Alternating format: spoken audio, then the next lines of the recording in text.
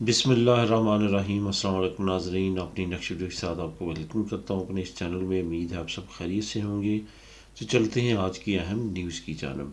सबसे पहले बात करेंगे कि बरतानिया के शहरियों के लिए यूरोपीय यूनियन ने क्या नया ऐलान किया है, इस पर बात करेंगे। उसके बाद इटली की तरफ से एक नई खुशखबरी अपने शहरियों के लिए, वो गैर मुल्की जो वहाँ पे लीगल है, ये उनके लिए भी फैसिलिटी का ऐलान किया गया है। उसके बाद यूरोपियन सेटलमेंट स्कीम पर एक अहम ऐलान किया गया है और उस ऐलान के बारे में तफसील से बात करेंगे। और आखिर में बात करेंगे कि स्पेन नेशनलिटी के बारे में क्या खदशात पाए जा रहे हैं और क्यों कर कुछ लोग जो है वो परेशान हैं कि आने वाले वक्त में स्पेन नेशनलिटी से रिलेटेड क्या नई अपडेट्स आएंगी। सबसे पहले तो बात करते हैं कि बरतानवी शहरियों के लिए जो यूरोपीय यूनियन ने ऐलान किया है वो क्या है। असल में यूरोपीय यूनियन ने ऐलान किया है कि 2022 में जो नया सिस्टम लॉन्च करने जा रही है यूरोपीय यूनियन, वो स्पेशली बरतानवी शहरियों के लिए। जैसा कि आप जानते हैं ब्रेक्सिट हो चुका है।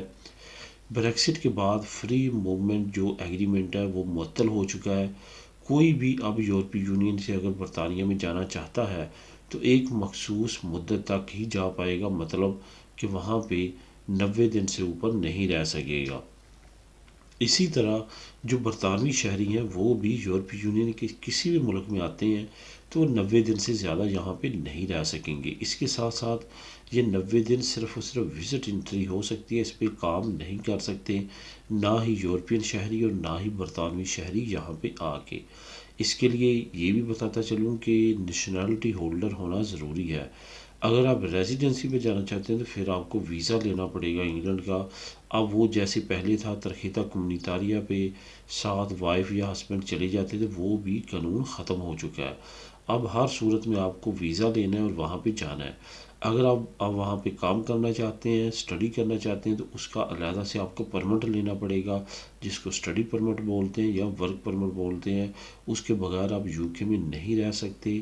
इसी तरह जो बरतानवी शहरी है, यूके की शहरी है, वो अगर यूरोप के किसी मुल्क में, शेंजन के किसी मुल्क में आते हैं तो उनको भी सेम यही प्रोसेस करना पड़ेगा। असल में यूरोपीय यूनियन ने अनाउंस किया है कि जो बायोमेट्रिक्स हैं वो 2022 में शुरू करने जा रहे हैं। तो इसके अगेंस्ट इंग्लैंड ने अपने शहरियों को ख़बरदार किया है कि जैसे बायोमेट्रिक्स स्टार्ट होता है तो ये याद रखेंगे कि बड़ी बड़ी लाइनें जो है वो एयरपोर्ट्स पे लग सकती हैं, क्योंकि पहले एक ही गेट था जिसको ई यूरोपियन गेट बोला जाता था। वहाँ पे आप क्योंकि यूरोपीय यूनियन में थे, आप बगैर किसी प्रॉब्लम के, रुकावट के गुजर जाते थे। लेकिन अब एक एक फर्दन फर्दन वहाँ पे आपको बायोमेट्रिक्स देना पड़ेंगे। बायोमेट्रिक्स की वजह से आपको वहाँ पे डिले हो सकता है, जिसके लिए ज़हनी तौर पे बरतानवी शहरियों को तैयार रहना चाहिए। यहाँ पे ये भी बताता चलूँ कि वो बरतानवी शहर जिनके पास शहरियत नहीं है बरतानिया की, उनको भी पहले यूरोपीय यूनियन में इंटर होने के लिए वीज़ा लगवाना पड़ेगा, फिर वो यहाँ पे आ सकेंगे। जो लोग ऑलरेडी यूरोपीय यूनियन के किसी न किसी मुल्क के शहरी हैं, उनके पास नेशनलिटी है और वो वहाँ पे जा चुके हैं, उनको प्री सेटलमेंट स्टेटस या सेटल स्टेटस मिल चुका है, वो बगैर किसी रुकावट के यहाँ पे आ सकेंगे एज आ यूरोपियन सिटीज़न। लेकिन वो फ़र्द जो उन पे डिपेंड करते हैं वो डायरेक्ट यूके में आए और उनके पास यूके का स्टेटस है, प्री सेटलमेंट स्टेटस या सेटल स्टेटस, तो उनको यूरोपीय यूनियन में आने के लिए उनके साथ लाजमी तौर पे वीज़ा लेना पड़ेगा। ये मैं इस वजह से ऐड कर रहा हूँ क्योंकि बहुत सारे लोगों के इसके बारे में भी क्वेश्चन आते हैं।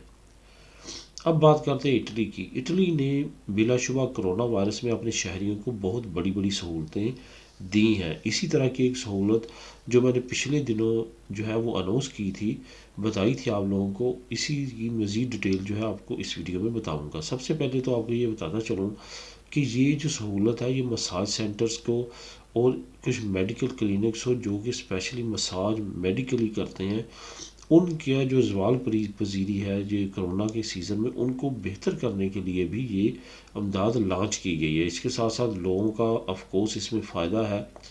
हुकूमत ने 200 यूरो तक का बोनस फ़ी फ़र्द जो इटली में रहते हैं उनके लिए लॉन्च किया है।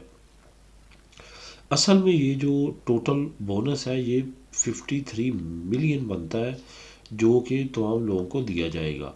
इस बोनस के क्या फ़ायदे हैं? इस बोनस से ये है कि आप 200 फ़ी फ़र्द जो इटली का है वो किसी भी मसाज सेंटर में जा सकता है, मसाज करवा सकता है, अपनी ट्रीटमेंट करवा सकता है। अपना जो भी ब्यूटी पार्लर में आप समझ लें करवाना चाहता है, वो 200 यूरो तक अगर करवाता है तो वो बिल्कुल फ्री है। उस 200 यूरो की जो पेमेंट है वो गवर्नमेंट करेगी। इससे क्या होगा कि एक तो ब्यूटी एंड स्पा का जो सेक्टर है वो अपग्रेड होगा। इसके साथ साथ जो आम लोग हैं उनको भी ब्यूटी पार्लर में और मसाज सेंटर में जाने का मौका मिलेगा, क्योंकि इस वक्त जो क्राइसिस के बाद सबसे ज़्यादा सेक्टर्स मुतासर हुए हैं उनमें से मसाज और ब्यूटी सेक्टर भी एक है।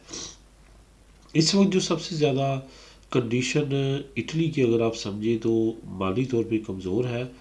वो कोरोना वायरस के बाद काफ़ी ज़्यादा उस पर अफेक्ट्स पड़े हैं। इसके साथ साथ आप लोगों के साथ एक और न्यूज़ भी शेयर करता चलूँ कि इटली ने एक और बहुत अच्छी स्कीम जो है वो लॉन्च की है, वो है बच्चों के बारे में। बच्चों के बारे में ये है कि कम अज़ कम आपका ईज़ी जितना भी होता है कम अज़ कम फी बच्चे को 50 यूरो मिलेंगे ही मिलेंगे। ख्वाह आप रिक्वायरमेंट में पूरा उतरते हैं या नहीं, आपको 50 के लिए लाजमी तौर पे अप्रूवल मिल जाएगी। इसके साथ साथ अगर आपका ईज़ी जो है वो गवर्नमेंट की जो उन्होंने कैटेगरी रखी है उससे मुताबिकत रखता है, यानी कि आपकी इनकम ज़्यादा नहीं है, तो फिर आपको 250 से लेके 260 फी बच्चा जो है वो महीने का मिल सकता है। इसके साथ साथ अगर आप रिक्वायरमेंट में पूरा नहीं उतरते तो 50 यूरो से 180 यूरो तक दरमियान में जो भी आप के लिए सिलेक्ट करेगी गवर्नमेंट वो आपको मिलता ही रहेगा। यहाँ पे आपको ये भी बताता चलूँ कि जितने ज़्यादा बच्चे होंगे उतनी ज़्यादा आपको बेनिफिट मिलेंगे। 2 बच्चे तक तो आपको ज़्यादा से ज़्यादा 180 मिलेगा, लेकिन आपके अगर 3 बच्चे हो जाते हैं तो फिर 250 से 260 अगर चौथा होता है तो इसी तरह आपको हर बच्चे के मिलते रहेंगे।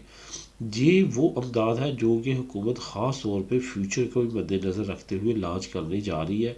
इस इमदाद से ये होगा कि लोगों को जो शरह पैदाइश है इटली की इतनी गिरी हुई उसकी तरफ तवज्जो जाएगी लोगों की, क्योंकि बेनिफिट्स के लिए लोग बच्चे पैदा करेंगे और आने वाले वक्त में इटली की माशियत के लिए शरह रेट के लिए पैदाइश रेट के लिए बेहतरी साबित होगी अगर ये स्कीम के ज़रिए लोग अपने मुतालबात जो भी उनके इस वक्त है माशी तौर पे काफ़ी ज़्यादा कमज़ोर वो इटली की हुकूमत पूरी करती है, जो कि काफ़ी हद तक अगर 260 यूरो लगाए फ़ी बच्चे की और 4 बच्चे आपके हों तो तकरीबन 1000 प्लस यूरो यही हर महीने के आपको बच्चों के मिलेंगे, जिसकी वजह से बड़ा माशी बहरान है और बच्चों की पैदाइश पे लोग बच्चे पैदा नहीं कर रहे।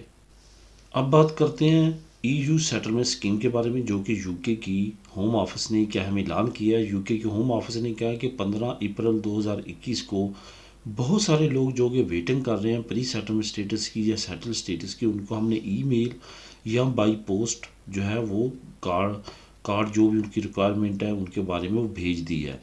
उसमें 2 चीज़ें हो सकती हैं, एक तो आपका अप्रूवल हो सकता है, दूसरा आपसे कोई डिमांड की जा सकती है, कुछ प्रूफ मांगे जा सकते हैं। 5 अक्टूबर को बहुत बड़ी तादाद में, जो कि लाखों में तादाद बनती है, लोगों को रिक्वायरमेंट के लिए ईमेल्स आई हैं, उसके साथ साथ कुछ पोस्ट आई हैं। उसमें यही डिमांड की गई है कि वो प्रूफ पेश करें कि वो 31 दिसंबर 2020 से पहले यहाँ पे थे। तो इस वजह से ये बहुत ज़्यादा अहमियत का हामिल है कि आपके पास प्रूफ होने चाहिए कि आप जो यूके में थे 2020 में, जो कि 31 दिसंबर 2020 से पहले की डेट बनती है, अदरवाइज़ आपको रिजेक्ट या रिफ्यूज़ किया जा सकता है। अब उन दोस्तों को जिनको अभी तक वो पोस्ट नहीं मिली वो ज़रा ख्याल करें, उनको पोस्ट मिल सकती है, और जिनको ईमेल मिल चुकी है वो उस टाइम पीरियड के अंदर अंदर अपनी रिक्वायरमेंट्स जो है वो लाजमी तौर पे सबमिट करवाएं, ताकि आने वाले वक्त में आपका केस चल सके, रिफ्यूज़ल का सामना ना करें। सबसे एंड पे बात करते हैं हम स्पेन नेशनलिटी के खदशात की। स्पेन नेशनलिटी के बारे में खदशात इस वजह से पाए जा रहे हैं कि जो प्लान जैके हुकूमत ने लॉन्च किया था वो इस महीने के आखिर में ख़त्म होने जा रहा है। अब लोग ये सोच रहे हैं कि दोबारा से वही तरतीब जो है वो चलना शुरू हो जाएगी, यानी कि केसेस का डिले होना शुरू हो जाएगा।